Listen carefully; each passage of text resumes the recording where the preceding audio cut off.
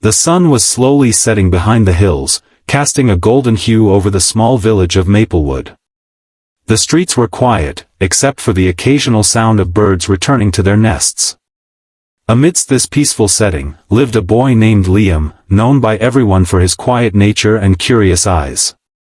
Liam was 15, an age filled with dreams, questions, and, unfortunately, comparisons.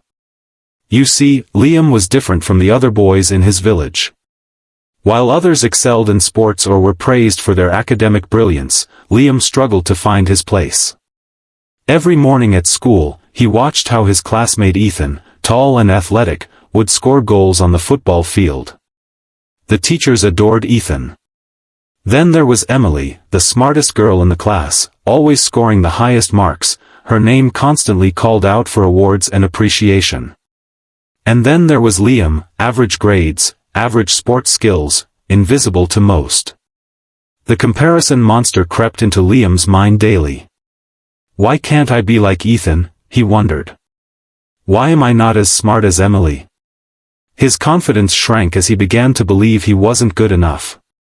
One afternoon, as he sat under his favorite oak tree near the river, lost in thought, his grandfather approached him. Grandfather Henry was a wise old man, with silver hair and a walking stick carved with intricate designs. His eyes carried the stories of a lifetime. Why the long face, Liam? Grandfather asked, settling beside him. Liam sighed, kicking a pebble. I feel useless, Grandpa. Everyone's better than me. Ethan's good at football, Emily's a genius, and I'm just ordinary. Grandfather Henry chuckled softly, his voice calm yet firm. Do you know the story of the hummingbird and the eagle? Liam shook his head. Let me tell you, his grandfather began, leaning back, eyes twinkling. Once, in a vast forest, lived an eagle, the king of the skies. Strong, powerful, admired by all. He could soar higher than any bird, his wings cutting through the clouds. All the birds looked up to him with awe. But among them lived a small hummingbird, tiny and colorful, with wings so delicate they looked like petals. The hummingbird couldn't fly as high as the eagle. It couldn't hunt powerful prey or ride the stormy winds. The other birds often whispered, comparing him to the mighty eagle. At first, the hummingbird felt worthless, much like you do now. He wished to be big and strong, to glide over mountaintops, to be admired. But as days turned to weeks, the hummingbird realized something. He couldn't fly high, but he could hover, something the eagle couldn't do. He couldn't hunt prey, but he could drink the sweetest nectar from flowers hidden deep within the forest, places the eagle's size would never reach. His wings, though small, beat so rapidly they produced a hum, hence his name, bringing joy wherever he flew. Soon, the hummingbird stopped comparing himself to the eagle and focused on his own unique abilities. And you know what happened? Liam's eyes widened with curiosity. What? The hummingbird became the symbol of joy, hope, and resilience. People hung pictures of him in their homes, poets wrote about him, children admired his beauty. Not because he could fly the highest, but because he embraced who he was.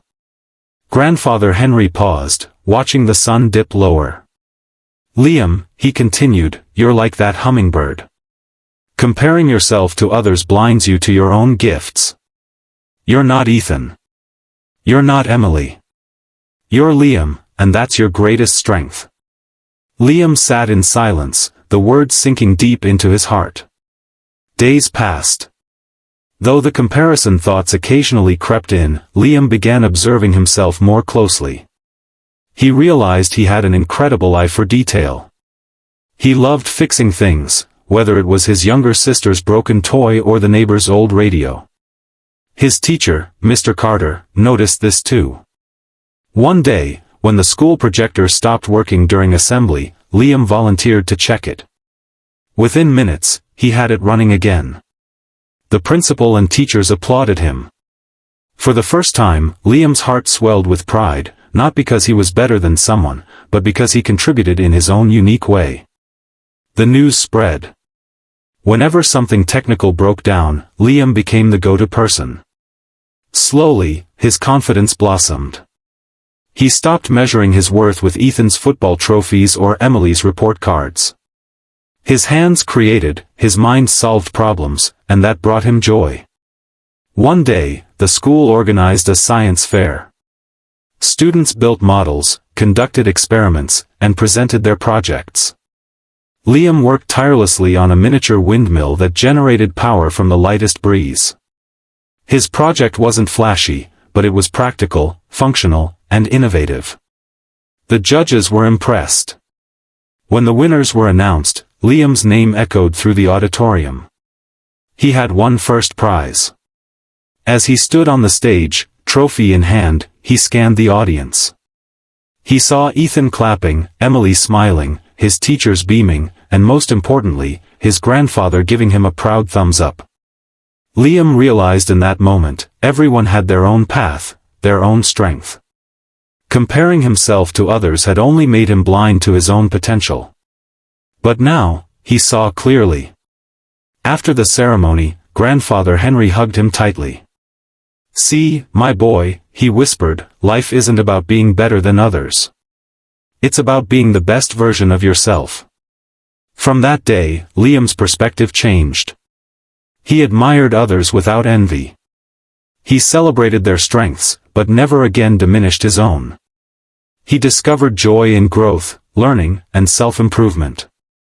And as for the hummingbird? Well, Liam often thought of that tiny bird as he crafted machines, solved puzzles, and followed his own rhythm in life.